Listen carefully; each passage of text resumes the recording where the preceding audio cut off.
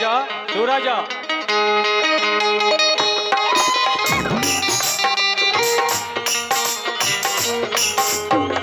ಓಹೋ ಜಮೀನ್ದಾರು ಯಾವಾಗ ಬಂದ್ರಿ? ಈಗ ತಾನೇ ಬಂದೆ ಶಿವರಾಜ. ಏನ್ ಜಮೀನ್ದಾರಿ ಇದು ಆಶ್ಚರ್ಯ. ಯಾವತ್ತು ನಮ್ಮ ಮನೆ ಕಡೆ ಬಾರದ ನೀವು ಇವತ್ತು ಬಂದಿದ್ರ ಅಂದ್ರೆ ಬಡವರ ಮನೆಗೆ ಭಾಗ್ಯದಾತನೇ ಬಂದಂತೆ ಭಾಸವಾಯಿತು. ಅದೇನು ಎಂತ ದೊಡ್ಡ ಮಾತನಾಡಿದೆ ಶಿವರಾಜ. ನನ್ನ ಆಗಮನಕ್ಕೇನು ನಿನ್ನ ಹತ್ರ ಸ್ವಲ್ಪ ವಿಷಯ ಮಾತಾಡಬೇಕಾಗಿತ್ತು, ಅದಕ್ಕಾಗಿ ಬಂದೆ ಅಷ್ಟೇ. ಏನ್ ಹೇಳಿ ಜಮೀನ್ದಾರಿ, ಈ ಬಡವನ ಹತ್ತಿರ ನಿಮಗೆ ಕೆಲಸವಿತ್ತೆ? ಹೌದು ಶಿವರಾಜ, ನಿನ್ನ ಹತ್ರ ಸ್ವಲ್ಪ ಕೆಲಸ ಇತ್ತು, ಅದಕ್ಕಾಗಿ ಬಂದಿದ್ದೆ. ಕೇಳಿ ಜಮೀನ್ದಾರಿ, ಅದೆಂತ ಭಯಾನಕ ಕಾರ್ಯವಾದರೂ ಸರಿ ಎದೆ ತಟ್ಟಿ ಎದುರಿಸುತ್ತೇನೆ. ಅಂಥದ್ದೇನಿಲ್ಲ ಶಿವರಾಜ. ಮೊನ್ನೆ ನಡೆದ ಲಕ್ಷ್ಮೀ ದೇವರ ಜಾತ್ರೆಯಲ್ಲಿ ನಿನ್ನ ಅಕ್ಕ ಕಾಂಚನವನ್ನು ನೋಡಿದೆ. ಅವಳ ಶಾಂತಿಯುತ ಮುಗ್ಧ ಸ್ವಭಾವದ ನಡೆ ನುಡಿ ನನಗೆ ತುಂಬಾ ಹಿಡಿಸಿತ್ತು. ಅದಕ್ಕೆ ಏನ್ ಮಾಡ್ಬೇಕೆಂದ್ರಿ ಜಮೀನ್ದಾರ್? ಏ ಶಿವರಾಜ, ನೀನು ಕೋಪಿಷ್ಟ ಅನ್ನೋದು ನನಗೆ ಮೊದಲೇ ಗೊತ್ತು. ಆದರೆ ನಾನು ಹೇಳುವ ಮಾತು ಸ್ವಲ್ಪ ಶಾಂತದಿಂದ ಕೇಳು. ಏನ್ ಹೇಳ್ತಿದ್ರ ಜಮೀನ್ದಾರಿ? ನನ್ನ ಅಕ್ಕನ ವಿಷಯ ನಿಮ್ಮ ಬಾಯಿಂದ ಬಂದರೂ ಶಾಂತವಾಗಿರಬೇಕೇ? ನಿಮ್ಮ ಮನಸ್ಸಿಗೆ ಹಿಡಿಸಿದ ಮಾತ್ರಕ್ಕೆ ಕೊರಳಿಗೆ ಮಾಂಗಲ್ಯ ಕಟ್ಟಿ ಮಡಲಿ ಎಂದು ಮನೆ ತುಂಬಿಸಿಕೊಳ್ಳುತ್ತೀರೋ ಅಥವಾ ವರ್ಷಾರು ತಿಂಗಳು ಭೋಗ ಜೀವನಕ್ಕಿಟ್ಟುಕೊಳ್ಳುತ್ತೀರೋ? ಏ ಶಿವರಾಜ, ಹೆಣ್ಣನ್ನು ದೇವತೆಯಂತೆ ಕಾಣುವ ನಾನು ಇಟ್ಟುಕೊಳ್ಳುವ ಕೆಟ್ಟ ಉದ್ದೇಶದಿಂದ ಬಂದಿಲ್ಲ. ಅವಳ ಕೊಳಲಿಗೆ ಮಾಂಗಲ್ಯ ಕಟ್ಟಿ ಮಡದಿ ಎಂದು ಮನಸಾರೆ ಮನೆ ತುಂಬಿಸಿಕೊಳ್ಳಲು ನಿನ್ನ ಒಪ್ಪಿಗೆಯನ್ನು ಪಡೆಯಲು ಬಂದಿರುವೆ. ಹೆಣ್ಣು ಒಂದು ಭೋಗದ ವಸ್ತು ಎಂದು ತಿಳಿದುಕೊಂಡು 19 ಹಳ್ಳಿಯ ದೇಸಾಯಿ ಅಂತ ಎಷ್ಟೋ ಜನ ಕಾಮುಕರನ್ನ ಕಂಡ ನನಗೆ ಸ್ವತಃ ನನ್ನ ಅಕ್ಕನ ವಿಷಯ ಬಂದಾಗ ಕೋಪ ತಡೆಯಲಾಗಲಿಲ್ಲ. ಅದಕ್ಕೆ ಸ್ವಲ್ಪ ಒರಟಾಗಿ ಮಾತನಾಡಿದೆ. ಕ್ಷಮಿಸಿ ಜಮೀನ್ದಾರಿ, ಕ್ಷಮಿಸಿ. ಶಿವರಾಜ, ಹೆಣ್ಣಿನ ವಿಷಯ ಬಂದಾಗ ಎಲ್ಲರಿಗೂ ಕೋಪ ಬರುವುದು ಸಹಜನೇ. ಅದರ ಬಗ್ಗೆ ತಲೆ ಕೆಡಿಸಿಕೊಳ್ಳದೆ ನಾನು ಬಂದದಕ್ಕೆ ಒಪ್ಪಿಗೆ ಕೊಟ್ಟರೆ ಅಷ್ಟೇ ಸಾಕು. ಆಯ್ತು ಜಮೀನ್ದಾರಿ, ನಿಮ್ಮ ಅಪೇಕ್ಷೆಯಂತೆ ನನಗೆ ಒಪ್ಪಿಗೆ ಇದೆ. ಆದರೆ ನನ್ನ ಅಕ್ಕನನ್ನು ಕರೆದು ವಿಚಾರಿಸಿದ್ರಾಯ್ತು. ಆಯ್ತು ಶಿವರಾಜ, ಅವಳನ್ನು ಇಷ್ಟ ಬಯಕೆಗಳನ್ನು ಕೇಳಿ ಅರ್ಥೈಸಿಕೊಂಡು ಮುಂದೆ ಮಾತನಾಡಿದರಾಯ್ತು. ಒಂದು ಮಾತು ಕೇಳುವುದು ಒಳ್ಳೆಯದೇ. ಆಗಲಿ ಜಮೀನ್ದಾರಿ. ಅಕ್ಕ ಅಕ್ಕ,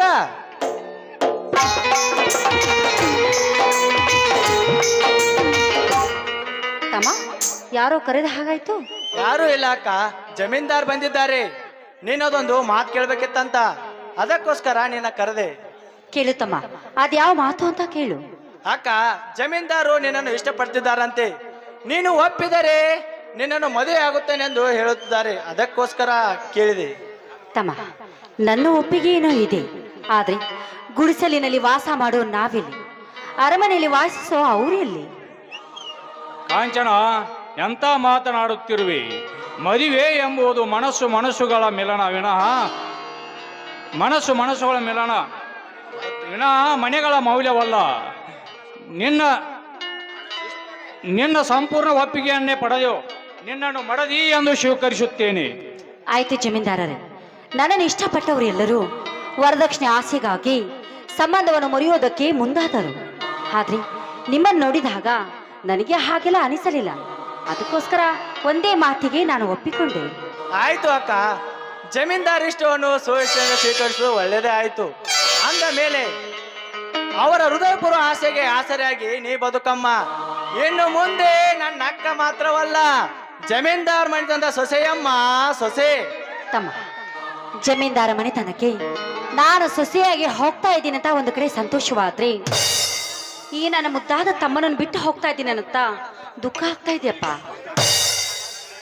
ಕಾಂಚನ, ನೀವಿಬ್ಬರು ಚಿಕ್ಕವರಿರುವಾಗ ತಂದೆ ತಾಯಿಯನ್ನು ಕಳೆದುಕೊಂಡು ನಿನ್ನ ತಮ್ಮನಿಗೆ ನೀನೇ ಎಲ್ಲ ಆಗಿರುವಾಗ, ಈಗ ನೀನು ನಮ್ಮ ಮನೆಗೆ ಸಮೀಪಿಸುತ್ತಿರುವಾಗ ದುಃಖ ಬರುವುದೇ ಸಹಜನೇ. ಆದರೆ ಯಾರೂ ದುಃಖ ಪಡುವುದು ಬೇಕಾಗಿಲ್ಲ, ಎಲ್ಲರೂ ಸಂತೋಷದಿಂದಲೇ ಇರೋಣ. ಅಂದ್ರೆ ನಿಮ್ಮ ಮಾತಿನ ಅರ್ಥ ನನಗಾಗ್ಲಿಲ್ಲ. ಅಂದರೆ ನಿನ್ನನ್ನು ಮದುವೆ ಮಾಡಿ ನಮ್ಮ ಮನೆಗೆ ಕರೆದುಕೊಂಡು ಹೋಗುವಾಗ ನಿಮ್ಮ ತಮ್ಮನನ್ನು ನಿನ್ನ ತವರ ಮನೆಯ ಉಡುಗೊರೆಯಾಗಿ ಅವನನ್ನು ಕರೆದುಕೊಂಡು ಹೋಗೋಣ. ಸೋತು ಹೋದೆ ಜಮೀನ್ದಾರೆ, ಸೋತು ಹೋದೆ. ನಿಮ್ಮ ಉದಾರ ಮನಸ್ಸಿನ ಮಾತುಗಳಿಗೆ ತವರು ಮನೆಯ ಕಾಣಿಕೆಯಾಗಿ ಬೆಳ್ಳಿ ಬಂಗಾರ ಕೇಳುವ ಈ ಸಮಾಜದಲ್ಲಿ ವಧುವಿನ ಹುಟ್ಟು ಜೀವನವನ್ನೇ ವರದಕ್ಷಿಣೆ ಎಂದು ಬಿಂಬಿಸುವ ಈ ನಿಮ್ಮ ದೊಡ್ಡತನಕ್ಕೆ ನಾ ಯಾವಾಗಲೂ ಚಿರುನಾಗಿರ್ತೇನೆ. ಇದು ನಿಮ್ಮ ಪಾದದ ಮೇಲೂ ಸತ್ಯ. ಹೇಳು ಶಿವರಾಜ, ಹೇಳು, ಇದ್ಯಾವ ದೊಡ್ಡ ವಿಷಯವೆಂದು ನನ್ನ ಕಾಲಿಗೆ ಬೀಳುತ್ತಿರುವೆ? ಹಸದವರಿಗೆ ಅನ್ನ ನೀಡುವುದು ರೈತರ ಧರ್ಮ, ಗಡಿಯಲ್ಲಿ ರಕ್ಷಣೆ ಮಾಡುವುದು ಯೋಧರ ಧರ್ಮ, ಸಂಕಟ ಕಾಲಕ್ಕೆ ಸ್ಪಂದಿಸಿ ಸಹಾಯ ಮಾಡುವುದೇ ಈ ಕರ್ಣನ ಗುಣಧರ್ಮ. ಆಯ್ತು ಜಮೀನ್ದಾರಿ, ನಿಮ್ಮ ಗುಣಧರ್ಮ ನಮಗೆ ತುಂಬಾ ಹಿಡಿಸಿದೆ. ನಾನು ಈಗಲೇ ಹೋಗಿ ಸಿದ್ದರಾಮ ಸ್ವಾಮಿ ಹತ್ರ ಮುಹೂರ್ತ ಕೇಳಿಕೊಂಡು ಬರುತ್ತೇನೆ. ನೀವು ಕಾಫಿ ಕುಡಿದುಕೊಂಡು ಹೋಗಿ. ಆಯ್ತು ಶಿವರಾಜ, ನಾನು ಕಾಫಿ ಕುಡಿದುಕೊಂಡೇ ಹೋಗುತ್ತೇನೆ. ನೀನು ಎಲ್ಲಾ ಸಾಮಗಳು ಕರ್ಕೊಂಡು ಬಾ. ಆದ್ರೆ ಅವ ಸಿರಸೈಲಿಗೆ ಹೋಗ್ಯಾನ, ಅವನು ಬೆಟ್ಟು ಇವನು ಸಿದ್ದರಾಮ ಬೆಟ್ಟು. ಆಯ್ತು ಜಮೀನ್ದಾರಿ. ನಿಜ, ನಿಮ್ಮಂತ ಪತಿದೇವರು ನನಗೆ ಸಿಗ್ತಾರೆ ಅಂತ ನಾನು ಕನಸು ಮನಸ್ಸಲ್ಲಿ ಕೂಡ ಅಂದುಕೊಂಡಿರಲಿಲ್ಲ. ನಾವು ಬಡವರಂತ ಗೊತ್ತಿದ್ರು ಕೂಡ ನನ್ನನ್ನು ಸತಿ ಅಂತ ಸ್ವೀಕಾರ ಮಾಡಿಕೊಳ್ಳಲು ಬಂದಿದ್ದಿರಲ್ಲ. ಈ ನಿಮ್ಮ ಮಾನವೀಯತೆ ಮಾತಿಗೆ ನಾನು ಶಿರಬಾಗುತ್ತೇನೆ. ಕಾಂಚನ, ಬಡತನ ಸಿರಿತನ ಎಂಬುದು ಶಾಶ್ವತವಲ್ಲ. ಅದು ಇವತ್ತು ಇರುತ್ತದೆ, ನಾಳೆ ಹೋಗುತ್ತದೆ. ಆದರೆ ಮಾನವತೆಯ ಮೌಲ್ಯ ದೊಡ್ಡದು. ಮಾನವತೆ ಮೌಲ್ಯಕ್ಕೆ ಬೆಲೆ ಕೊಟ್ಟು. ಜಮೀನ್ದಾರರೇ, ಈ ನಿಮ್ಮ ದಯಾಳು ಗುಣ ಸದಾ ಹೀಗೆ ಇರಲಿ ಅಂತ ಆ ಲಕ್ಷ್ಮೀ ದೇವಿಯಲ್ಲಿ ನಾನು ಶರಗೊಟ್ಟಿ ಬೇಡಿಕೊಳ್ಳುತ್ತೇನೆ. ಈ ನಿಮ್ಮ ಬಾಳಿನಲ್ಲಿ ಸುಖ, ಶಾಂತಿ, ನೆಮ್ಮದಿಯನ್ನು ಕಲ್ಪಿಸುವಂತ ಮನಪೂರ್ವಕವಾಗಿ ಇನ್ನೊಂದು ಸಲ ಆ ತಾಯಿಯಲ್ಲಿ ನಾನು ಬೇಡಿಕೊಳ್ಳುತ್ತೇನೆ. ಆಯ್ತು ಕಾಂಚನ, ದೇವರು ಒಳ್ಳೆಯವರಿಗೆ ಒಳ್ಳೆಯದೇನೆ ಮಾಡುತ್ತಾನೆ. ಇದೇ ಸಂತೋಷದಲ್ಲಿ ಒಂದು ಹಾಡನ್ನು. ಇದೆಲ್ಲ ಹೆಂಗ್ ಬೇಗ ಬರ್ತೈತೆ ನೋಡಿ ನಿಮಗ.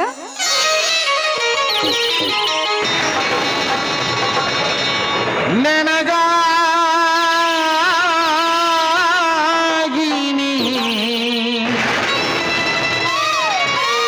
ನಿನಗಾಗಿ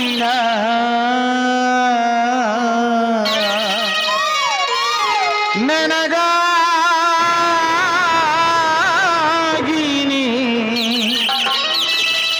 ನಿನಗಾಗಿ ಕೊನೆವರೆಗೂ ಬದುಕಬೇಕು ನನ್ನೊಲವೇ ನೀ ಬಾರೆ ನನ್ನ ಚಲುವೆ ಬಳಿ ಬಾರೆ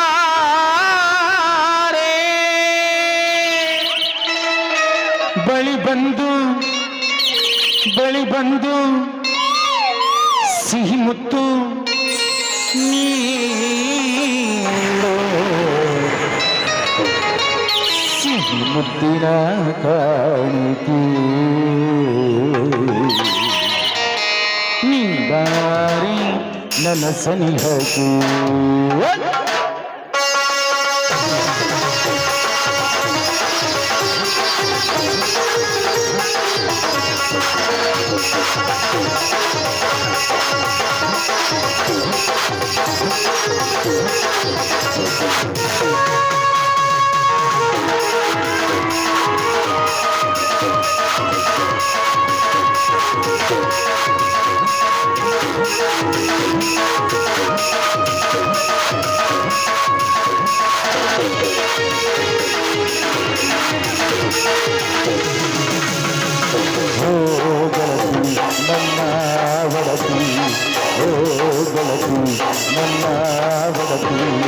ನನ್ನ ಬಾಳಿಗೆ ಬೆಳಕಾದೀನಿ ನನ್ನ ಉಸಿರಿಗೆ ಉಸಿರಾದೀನಿ ನೀಡೋ ನೀಡೋ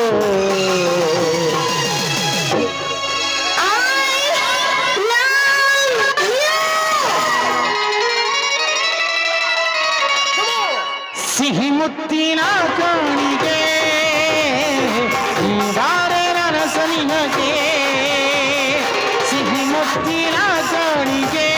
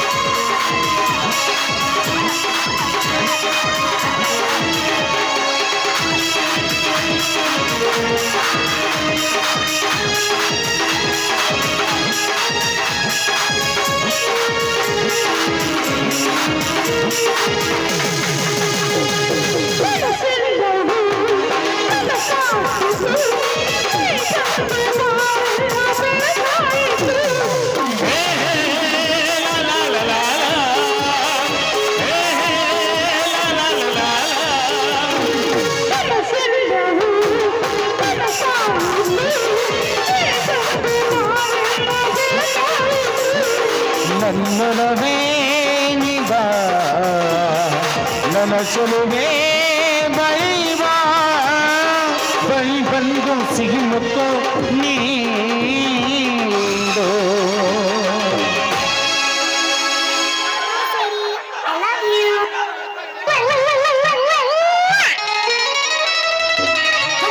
ಸಿಹಿ ಮುತ್ತಿನ ಕಾಣಿಗೆ ನೀ ಬಾರೆ ನನ್ನ ಸನಿಹಕ್ಕೆ ಸಿಹಿ ಮುತ್ತಿನ ಕಾಣಿಗೆ ನೀ ಬಾರೆ ನನ್ನ ಸನಿಹಕ್ಕೆ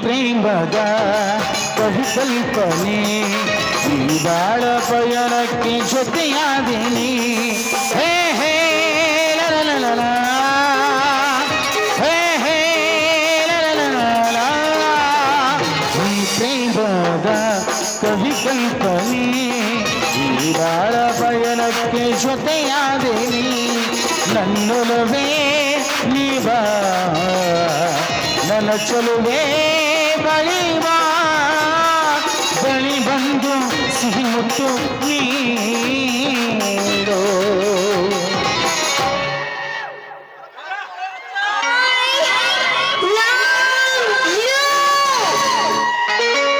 ಆರತಿಯೇ ಹೊರಗಿಳಿದಂತೆ ಆಮದನ ನಗುತ್ತಿರುವಂತೆ ಆರತಿಯೇ ಹೊರಗಿಳಿದಂತೆ ಆಮದನ ನಗುತ್ತಿರುವಂತೆ ಕಲ್ಲೊಳ್ಳೆಲ್ಲ ಬಳ್ಳಿ ಮಗಲ್ಲ ಹೋಗಣವಾಯಿತೋ ಎನಿಸುತ್ತಿರು ಹೋಗಣವಾಯಿತೋ ಎನಿಸುತ್ತಿರು ಆರತಿಯೇ ಹೊರಗಿಳಿದಂತೆ ಆಮದನ ನಗುತ್ತಿರುವಂತೆ ಕಲ್ಲೊಳ್ಳೆಲ್ಲ ಬಳ್ಳಿ ಮಗಲ್ಲ ಹೋಗಣವಾಯಿತೋ ಎನಿಸುತ್ತಿರು ಹೋಗಣವಾಯಿತೋ ಎನಿಸುತ್ತಿರು ಲರಲಲಲ ಲರಲರ ಅಲ್ಲ ಜಮೀನ್ದಾರೆ, ನೀವ್ ಇವಾಗ ಹಿಂಗ ನಾವಾಗ ಹೆಂಗ ಯಾರಿಗ್ ಗೊತ್ತ?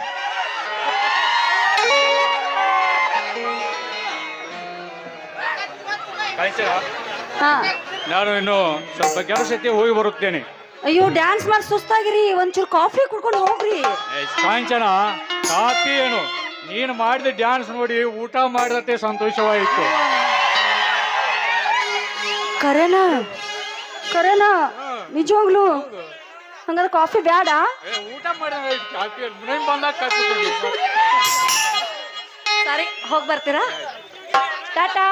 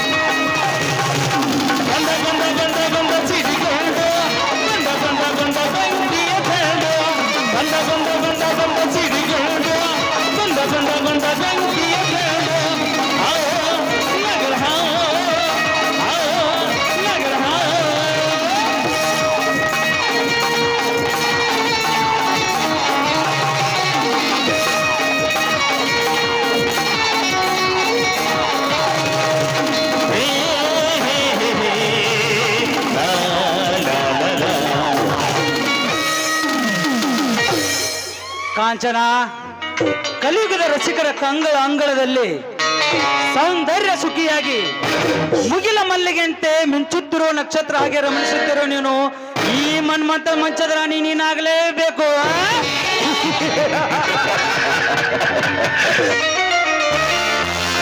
ಅಂದ ಮೇಲೆ ನಿನ್ನೆದೇ ರಾಜ್ಯದಲ್ಲಿ ನಾನು ಗೂಡಿ ಕಟ್ಟಿ ಸವಿಯಬೇಕು ನಿನ್ನ ಅಂಗಾಂಗ ಸುಖವನ್ನು.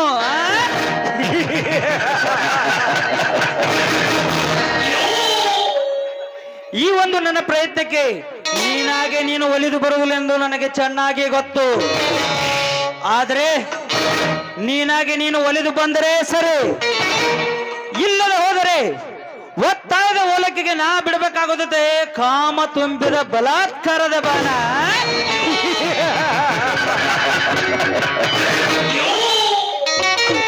ಈ ನೀಲಕಂಠ ರಸಿಕರಾಜನಷ್ಟೇ ಅಲ್ಲ, ಪ್ರಪಂಚದಲ್ಲಿ ಎಲ್ಲಿರುವ ರಸಿಕರಿಗೆ ರಾಜಾದಿರಾಜ.